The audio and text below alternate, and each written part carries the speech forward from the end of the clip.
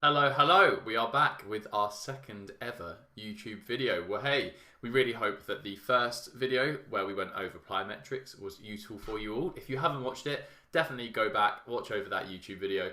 There's 4 exercises that we recommend that you start with if you are completely new to plyometric training, and we really break down the science behind it, the science behind elasticity, all of those kind of things. So definitely worth a watch if you haven't already.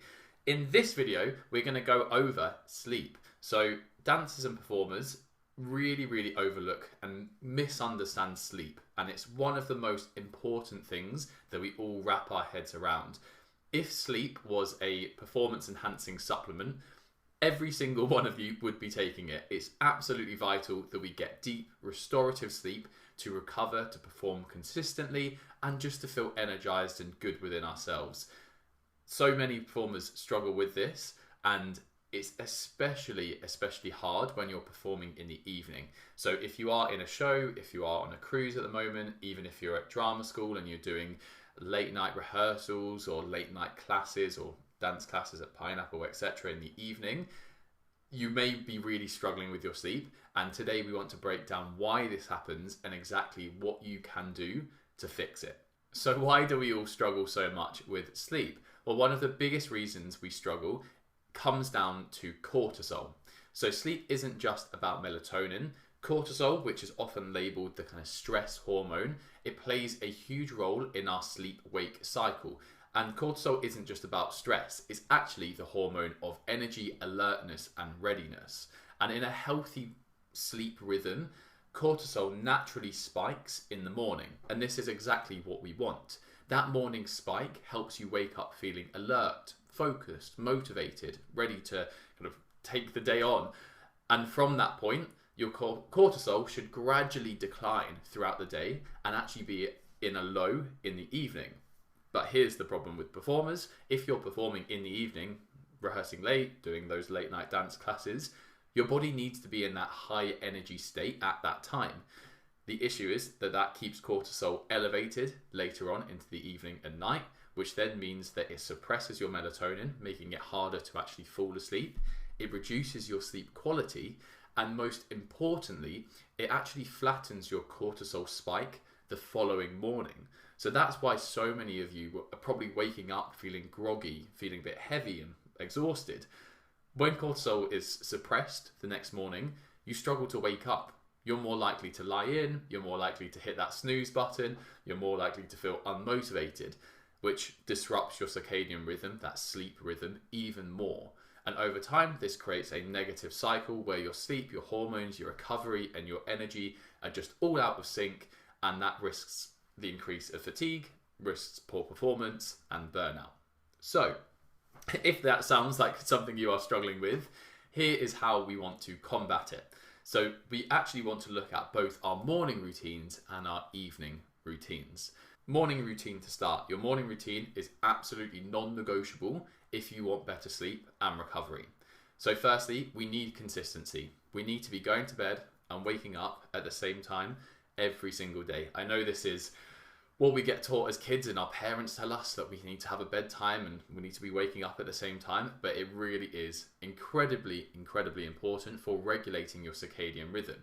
So even if you're doing shows, on those days off, try to go to bed at the same time and wake up at the same time. It's something that when I was touring with Rocky Horror, it was something that I had to really focus on, because when you got to that Sunday, for example, for us, you just done a double show day on Saturday, and then on that Sunday, you're kind of off, you're free. But the problem is that you get to kind of 9 p.m. and you're absolutely exhausted. And you go to sleep then, maybe you wake up a bit early the next day. And what that is doing is disrupting that rhythm. So your body doesn't know when it's meant to be sleeping, it doesn't know when it's meant to be waking up. And so it's super important that we actually, on those kind of days off, we push our bedtimes back. Now, that's not to say that you can't have a nap during the day to kind of make you feel a little bit better, to kind of recover a little bit more, catch up on any sleep. But actually having a regular sleep time and a regular wake time is super important. Second, we want to actually get sunlight in our eyes as soon as we wake up, ideally within the first hour of waking up. If you can, this would be outside. I know many of you listening here will be in the UK, and if it's raining, if it's dark, if it's cloudy, we're not necessarily going to see that sunlight, but actually being outside is really useful. If we can get outside, we get that sunlight into our eyes, it's actually going to help increase your cortisol at the right time. That sunlight is signaling to your brain that it's daytime. That's going to raise your cortisol levels. It's going to make you feel more awake, more alert, and then also more energized throughout the rest of the day. Third, we want to move our body early. If you are in a show and you are also go to the gym, which we would definitely recommend, it's quite good to go in the morning. It's quite good to get up when that cortisol level is kind of getting higher, peaking. That's when we want to be training. That aligns with your circadian rhythm, aligns with your cortisol rhythm. And even if you're not training that day, try and do something that's just moving your body. So something that I like to do is when I'm like waiting for the kettle to boil in the morning, I'll just do a bunch of star jumps. I kind of jump up and down the kitchen, something like that. I do a few push-ups, anything that's kind of moving your body, getting you a bit more energized, raising that cortisol level. Next, we do want to hydrate. So sleep is the longest period of time where you're going to not be consuming any water. Your brain, your nervous system rely heavily on hydration. So water first thing in the morning is absolutely essential. Finally, we do want to delay our caffeine intake. Try to wait at least an hour to kind of 120 minutes after waking before having your first coffee of the day. This allows your body's natural cortisol to rise first. Caffeine can disrupt as well your brain chemistry and lead to crashes later on in the day if we have it straight away. So try to kind of regulate that a little bit. You'll notice that you feel probably less jittery. You'll notice that your energy throughout the day is more sustained if you do push back that caffeine time. And also remember that caffeine has a half-life of around 6 hours. So if you were to have caffeine at 4 p.m, then in 6 hours time at kind of 10 p.m, then half of that caffeine is still in your system. This is really important for dancers and performers because we don't want to be having caffeine just before the show. Otherwise, it's going to be 1 a.m, 2 a.m, 3 a.m. by the time that that caffeine half-life has affected us. So if you are having caffeine, try to have it earlier on in the day. Again, I know if you're feeling a little bit tired, you want something to pick you up, maybe look to nutrition, maybe something like a fizzy drink could be a better option, but try not to be reliant on caffeine later on in the day. Ideally cut it off around 3 to 4 p.m. So those are the things that we want to do in the morning. The next thing that we want to look at is our evening routine. So we want to make sure that we are really winding down properly. Now, as dancers and performers, if we are under bright stage lights, if we're performing, if we're being super energized later on in the day, that's not ideal. It's not very optimal for sleep. So these are things that we can do to try to combat that and to make sure that we are getting into that deep restorative sleep. So firstly, the body thrives on structure. So having that consistent kind of wind down routine, that bedtime routine, is key. Around 30 to 45 minutes before you go to bed, maybe this is when you get back in from the show or from your dance class or from drama school, something like that, try to have a routine that you stick to every single night. This could be something like showering, having a herbal tea, doing some reading, some journaling, some meditation, maybe doing some foam rolling or light stretching, something like that. Ideally, you just want to do that same routine every single night before you go to bed. The body loves structure, it loves routine. So if we can do that same thing, it's going to know that as soon as you're hopping into the shower, great, it's time to lower our stress levels, try and drop that heart rate a little bit, get us into that nice relaxed state that we can get into proper restorative sleep. The next thing we want to focus on is minimizing our light exposure as soon as we possibly can. Again, if you're in a show, you're on stage, all of that light, that huge, those big bright lights are signaling to your brain that it's daytime and that you need to be active and alert. So as soon as you finish that show, we would recommend wearing some blue light glasses or having blue light filters on things like your phones. If you are looking at your laptop, something like that, you can put blue light filters on or red filters on. Blue light glasses are super cheap. You can get a couple of pairs on Amazon for 10 quid or something like that. You can also get fully kind of red filter glasses, which I really recommend. It does make the your kind of sight look a bit apocalyptic, looks like the world's going to end. But again, if that's going to block out that blue light. It's going to signal to the brain that it's nighttime and that we want to get into that deep restorative sleep.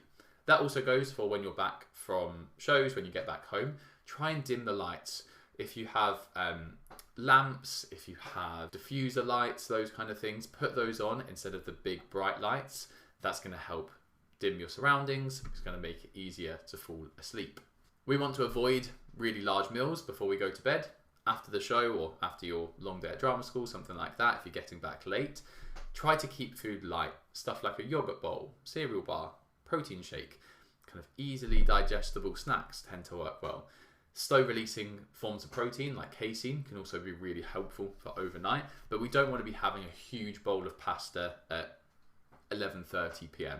That's going to mean that our body can't get into that nice restorative state because it's going to be doing loads of digesting. Our metabolism is going to be working overtime, and that's not going to help us to sleep very well. And it will also affect things like acid reflux. So if we can have something small, absolutely, that's completely fine, but try to limit that portion size. Things like sleeping in a cool, dark room is also very important. So if you need to have fans during summer, those kind of things, very important for the quality of your sleep. And then again, try to limit your exposure to things like phone screens and laptop screens. Either reading or even stuff like listening to a podcast or audiobook is a much better alternative. Things like Spotify have a 15 to 30 minute sleep timer that you could just put on that can help you drift off to sleep. Way better to do that than to be looking at that blue light. Again, you might find that you are totally fine to be scrolling on TikTok or Instagram and then fall asleep, but it's actually that quality of sleep. If that blue light has been going into your eyes, it's going to take you way longer to get into your deep sleep rather than just being your kind of lighter sleep. Supplements can be useful, but we would try to avoid things like melatonin sleep tablets unless you're jet lagged or advised otherwise by your doctor. Things like magnesium can help to improve your sleep quality and depth. It won't necessarily help you fall asleep faster. You could also use things like lavender sprays or diffusers, basically anything that's going to help with relaxation. Of course, as well, if you're on tour, if you're on a cruise ship, if you're sharing a room with someone, things like sleep masks, things like earplugs might be worthwhile looking into. Again, helping you get into more restorative sleep. And there's lots of research out at the moment about mouth taping. Definitely want to try. It's not something that we recommend for everyone. Not everyone enjoys it. But yeah, actually having a piece of tape over your mouth, I know it's been a crazy trend on social media over the last year or so. But that kind of nasal breathing, there is lots of science behind it about us going into more deeper sleep. So potentially something to try out, see how you feel.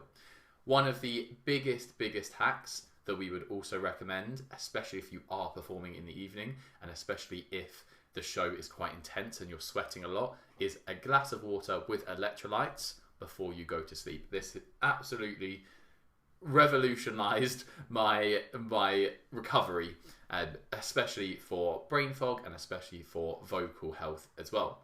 So when you've been sweating loads on stage under those hot lights, if you've been dancing, etc., you are losing those vitamins and minerals, especially sodium, potassium and magnesium. So having a glass of water with some electrolytes before bed can really help to replenish that hydration. You'll wake up the next morning with less brain fog. Again, the brain is something like 60% water, 70% water. So if we can replenish those electrolytes that we've lost during the evening performance or show or dance class, audition, whatever, it means that we're going to wake up feeling less groggy. We're going to wake up feeling more alert. And also, if you ever have to sing early on in the morning, it's very good for your vocal health and endurance on that side of stuff as well. And then finally, of course, alcohol. If you are drinking every single night, it's going to affect your sleep. Even a very small amount of alcohol will affect your sleep quality. So again, you might not struggle to get to sleep, but it's going to be that depthness of sleep that's going to be impaired. So sleep isn't just about rest, it's about recovery, it's about performance enhancement, it's about cognition, it's about emotional regulation, longevity. It is the fundamental biological foundation that determines when your body is alert, when it's recovering, and when it's going to be healing. So super important, and we really hope that you found that useful to kind of go into a bit more of a dive about cortisol, about why you might be struggling with your sleep, and to give you some real key useful tips that you can implement straight away. So think about not only your bedtime routines, but equally as important, your morning routines as well.